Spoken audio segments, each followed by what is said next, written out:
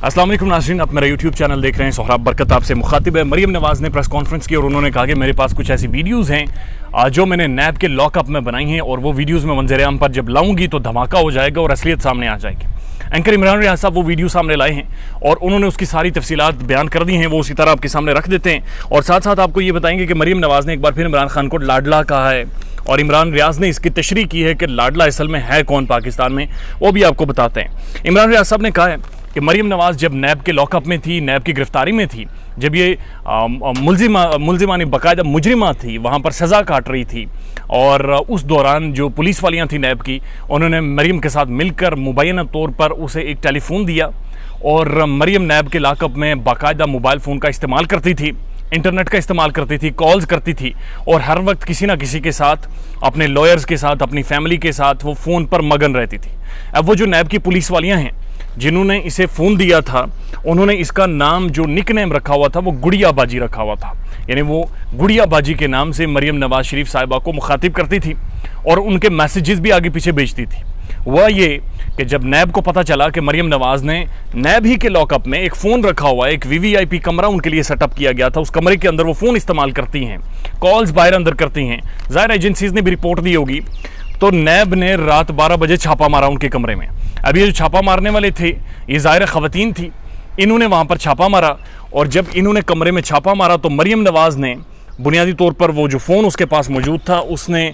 तकिए के नीचे रखा और ख़ुद तकिए के ऊपर बैठ गई और रोला डालना शुरू कर दिया। उसी वक्त नैब की जो पुलिस वालियाँ थी उन्होंने मोबाइल फ़ोन से मरीम नवाज़ की एक वीडियो भी बनाई और उस वीडियो में मरीम नवाज़ ने यह कहा कि मैं नैब को नहीं छोड़ूंगी, ये करूँगी, वो करूँगी। अब वो जो वीडियो है वो नैब के पास मौजूद है जिसमें इन्होंने कहा कि ये फ़ोन तकिए के नीचे रख कर बैठी हुई हैं और ये धमकियाँ दे रही हैं। मरीम नवाज़ ये कह रही हैं कि वो वीडियो कोई सामने लाएंगी कि 12 बजे उसके कमरे पर क्यों रेड की गई थी। असल में वीडियो मरीम नवाज़ के पास नहीं है, वीडियो नैब के पास है कि वो पुलिस वालियाँ नैब की कुछ मिलकर, और इमरान रियाज के मुताबिक एक नैब की पुलिस वाली को बाकायदा फारिग भी कर दिया गया क्योंकि गुड़िया रानी का नाम इस्तेमाल करके वो उसे टेलीफोन देती थी और मरीम नवाज़ वहाँ से टेलीफोन से बाहर लोगों से रब्ता करती थी, कॉन्टैक्ट करती थी।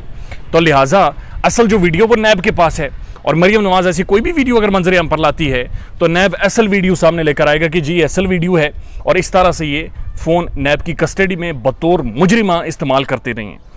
एक तो ये डिटेल्स हैं। दूसरी ये कि मरीम नवाज़ शरीफ ने कहा कि इमरान खान अभी भी लाडला है और जितनी शहबाज शरीफ ने कहा जितनी सपोर्ट इमरान खान को दी गई उतनी सपोर्ट उससे 30% भी हमें दे देते तो हम मुल्क को रॉकेट बना देते। रॉकेट तो बना दिया, वैसे पट्ठा गोल हो गया इसका।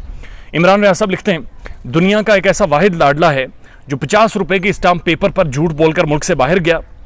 और उसके बाद ये पूरी दुनिया का वाहिद लाडला और इसकी मरीम नवाज़ पूरी दुनिया की वाहिद लाडली है। ये एक ऐसी लाडली है जो उस लाडले की तीमारदारी के लिए जेल से बाहर आती है और आज तक उसी चक्कर में बाहर है और अब स्टेट लेवल का प्रोटोकॉल और सिक्योरिटी भी इन्होंने दे रखी है। रेंजर्स इनके इर्द गिर्द तैनात है,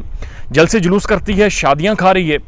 और मैंने आज तक किताबों में भी इतना ज़्यादा लाडला किसी इंसान के बारे में नहीं पढ़ा जितना शरीफ ख़ानदान को लाडला रखा गया है।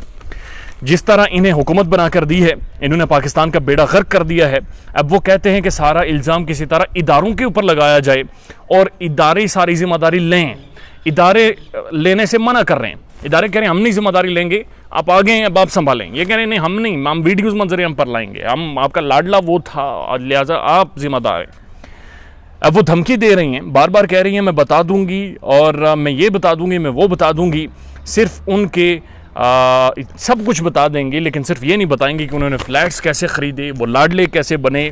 और जो कतरी ख़त था उसकी क्या हकीकत थी, ये नहीं बताएंगे, बाकी सब कुछ बताएंगे। और मरीम नवाज़ ये भी धमकियाँ दे रही हैं, उनके पास वीडियोज़ हैं और वीडियो की हकीकत वही है जो अभी आपको बयान कर दी है। अपना ख्याल रखिएगा और हमारे चैनल का भी। अल्लाह हाफ़िज़।